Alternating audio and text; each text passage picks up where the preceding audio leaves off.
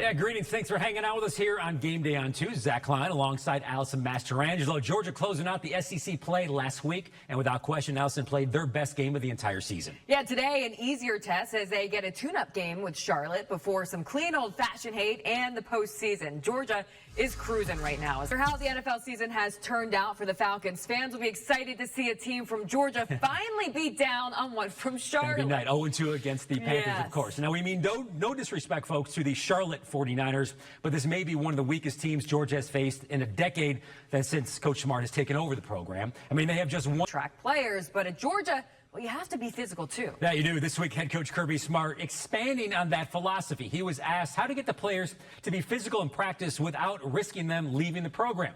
In this week's Coach's Corner, brought to you by that have been a shot at Texas and their $40 million NIL roster budget.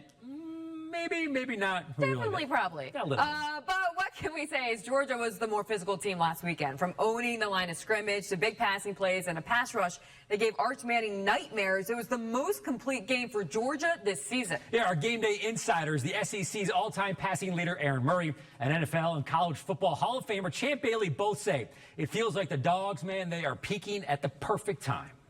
Play fake gunner going to keep him.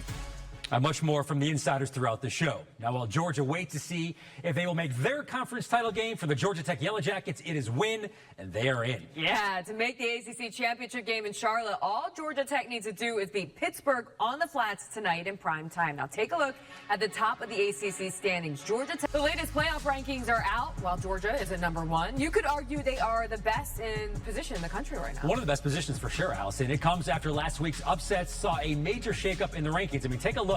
A no change in the top 3, but thanks to their dominating win over Georgia Tech is just out of the top 12 at 16. Now take a look at how the rankings translate to the bracket, and this is why number 4 is so important. Conference champions no longer get that automatic bye. Instead, the top 4 ranked teams do. So that means Georgia can rest up and advance without playing in that SEC title game. Now, everyone wants an SEC championship, but lose in that game, and the committee could drop them. And if they were to slide far enough, they wouldn't even host a first-round game.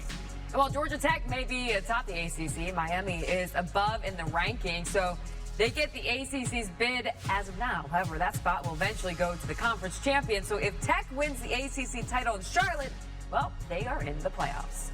Alongside the Blue Bloods are some NIL deals and improving the program's facilities. Allison? As we mentioned, Georgia Tech is on the verge of earning a trip to the ACC championship game. All they need to do is win tonight in prime time. Our Luke Hetrick talked with Coach Key, who said the team is preparing as if tonight's matchup with Pitt is the biggest game on their schedule. The best game of his career. Gunner threw for 4 touchdowns, tying his career best and 229 yards, plus a 5th touchdown on the ground. The second 5-touchdown game of his career. Yeah, second against a top 10 opponent. Remember the Ole Miss game, he did it as well. That kind of performance earning him some well-deserved Heisman Trophy buzz. Per DraftKings. Well, the last time a Bulldog made it to New York for the Heisman ceremony, yeah, it was this man, Stetson Bennett, in 2022. He was Georgia's first finalist since Garrison Hirsch in 1992. Hard to believe that was the last time we saw a Bulldog in that room since Herschel Walker back in 1982. Our insiders agree. Right now, Gunner should at least get an invitation there, and he has the potential to bring home the hardware. Well, before we get too far down the line, let's remember we are still in the regular season, and that includes today's game. Now, while Georgia win will all but guarantee today's performance if they get it done, right? They still need to impress the committee. So taking care of business is a must. Our insiders explain how Georgia needs to capitalize this afternoon. But doing it against some of the best teams you'll play, well, it's even better, right? That it is, yeah. The third down defense is especially important. It's the money down and shows just how much they can lock in on key downs. Our player correspondent, safety KJ Bolden, telling us it's something they've been building to and improving to get at this elite level all season long. Welcome back into Game Day. Zach Klein, Allison Mastrangelo, and if all goes according to plan, in just a few minutes, the Bulldog starters are only going to play a few drives this afternoon. That means time for backup quarterback Ryan Puglisi. Our insiders say Puglisi needs to have the faith, family, football, 3 sacred F's in this state. That they are. Altogether, it's part of a bond between Bulldog legend and his granddaughter. Game Day's Luke Hetrick reports. What an unbelievable story. Coach Rick and family. Luke, thank you very much. Coach Rick and Jaden spearheading fundraising for the Isaac Center at UGA, seeking to find cures for Crohn's and Parkinson's. He says he is so grateful to his wife, Catherine, for always standing by his side. Well done. We have a link. Offensive coordinator Mike Bobo has been polarizing with fans, but he has a lot of Georgia fans eating crow after these last 2 weeks. He certainly does. Game Day Insider Aaron Murray breaks down the scoring play and how it fooled Texas last weekend and this game. All right, so much of the SEC today playing non-conference opponents, but we still have a few good matchups this afternoon. That's right. That includes an annual rivalry that is coming to an end, plus modern editions of rivalries from the Big 8 and Southwest Conference. Now time for Georgia and Charlotte. It's SEC Game Day. It starts right now. Greetings. Thanks for hanging out with us tonight. Zach Klein alongside former Georgia Bulldog All-American and NFL cornerback Brandon Boykin. Welcome in, my friends, to SEC Game Day. Bam. The Dogs send those seniors out in style, my friend. Yeah, man, this is always a special day. But listen, in games like this, you stay healthy. Everybody's getting ready for this next week. That's all you can really ask for, sending them out on top. And that's what they did. Of the 54 games this senior class, now, Bam, you have played in these games before, right? 6 touchdown favorites with a huge rivalry game coming up next. What's the hardest part about that?